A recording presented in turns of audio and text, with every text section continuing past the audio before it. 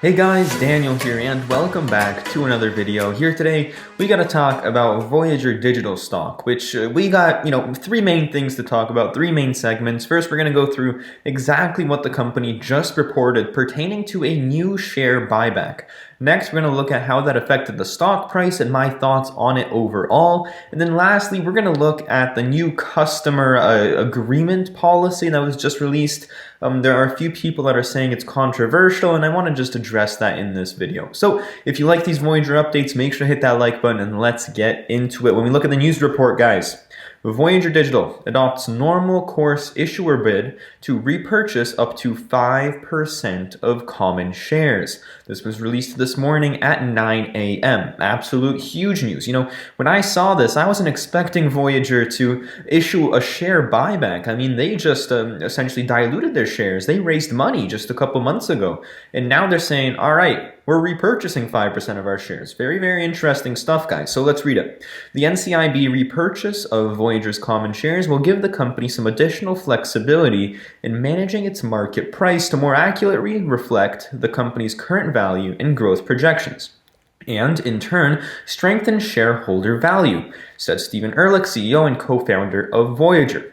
What this statement is right here, what this news release is one main statement released by the company, by the management team, by Steve Ehrlich himself. They believe that Voyager Digital is fundamentally undervalued at its current levels based on their current revenue run rate, based on their business, and based off of their future projections. That is the one main statement that's made by this here today. They believe their shares are undervalued.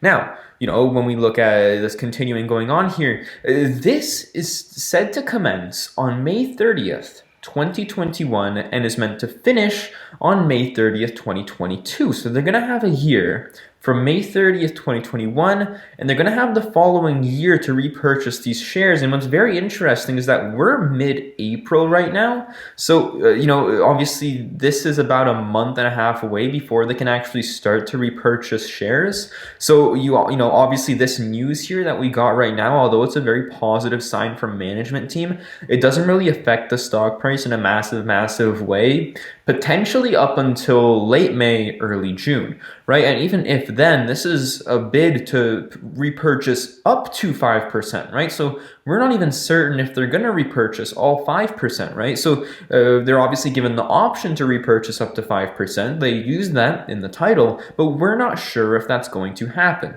Either way, it's a very good sign from management that they believe Voyager is undervalued. And I think, Steve Ehrlich, the CEO, this isn't confirmed whatsoever, but from my belief, he actually said that, the reasoning they're doing this is that they really believe that Voyager is undervalued at its current levels, which, I personally believe in. We've seen Voyager on a major downtrend over the past couple of months, and the shares are just, a joke in my opinion at its current prices. So again, great to see management on the same page as we are.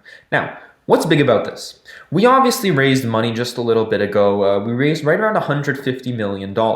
When we look at, the current kind of shares outstanding, this is the fully diluted share count. That's what I use for my projections here. This is with all, essentially everything diluted, fully diluted. The current share outstanding count is actually a bit lower than this. So I'm not even 100% sure as to, what 5% looks like in terms of share count. But from my understanding, it's anywhere from around 125 to potentially $150 million in actual share repurchases at its current price.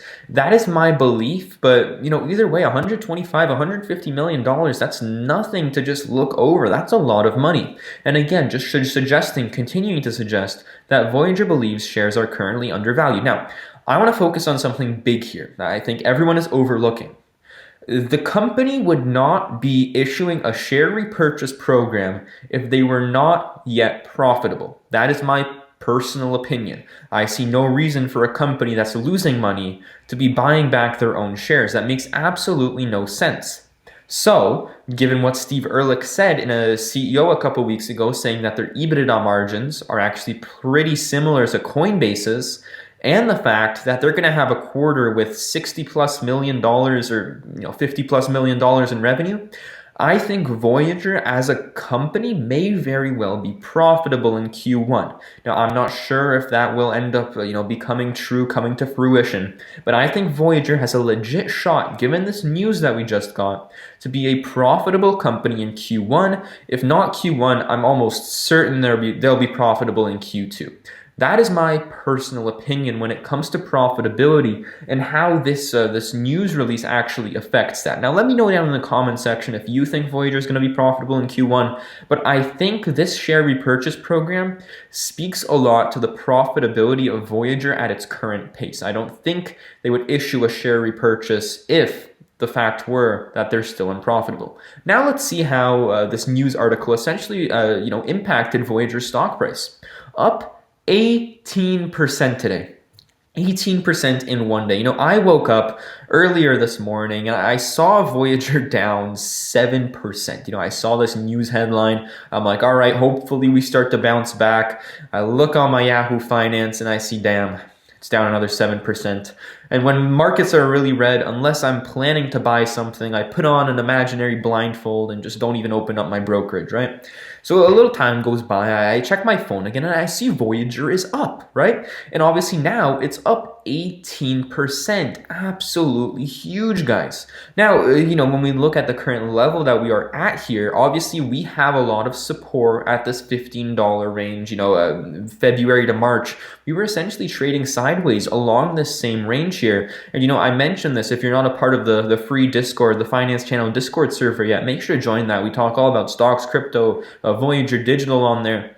And I was talking about how we have major support around the $14 to $15 range. And what did we see? We saw Voyager bounce hard off of that $15 support and obviously went up 20% on the day from being down 10%. So we'll see if Voyager continues to uptrend over the coming days. Nothing's guaranteed, but I'm pretty confident that the downside is limited at this point, given the news released by the company here. And, we'll have earnings in roughly a month, potentially a little over a month, but we know they're coming in May. That will be a big catalyst for the stock. So, we'll see what happens going forwards, but definitely a very, very good day and promising sign for shareholders as we have had a bit of a downtrend here over the past couple of weeks. So starting to see this upward momentum is very, very good. Now, last thing I want to touch on here is the customer agreement. Now, a lot of people have been talking about this over the past couple of weeks, and some are, quite worried about it. I'm going to give you guys the bottom line. I don't think 99.9% of people actually end up reading these agreements. I looked at the highlights of all of these, and I'm going to tell you guys one thing.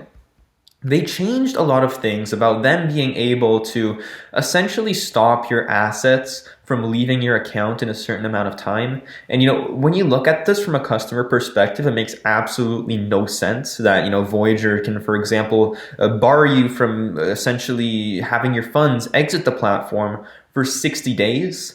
But when you really, really think about it, Voyager is currently in absolute growth mode and they're having delays with everything because of their prioritization of security. There's been a lot of uptick in fraudulent activity on the Voyager platform across all brokerages as a whole. And Voyager is taking extra steps to essentially prevent fraud because, when we think about this whole situation, delays will be forgotten, but a platform hack won't be. So Voyager is really, really prioritizing security and is at the forefront of platform security. So that is why they're amending this customer agreement to add leeway essentially to potential, investigations of fraudulent accounts or things along those lines. I don't think it's anything too worrisome.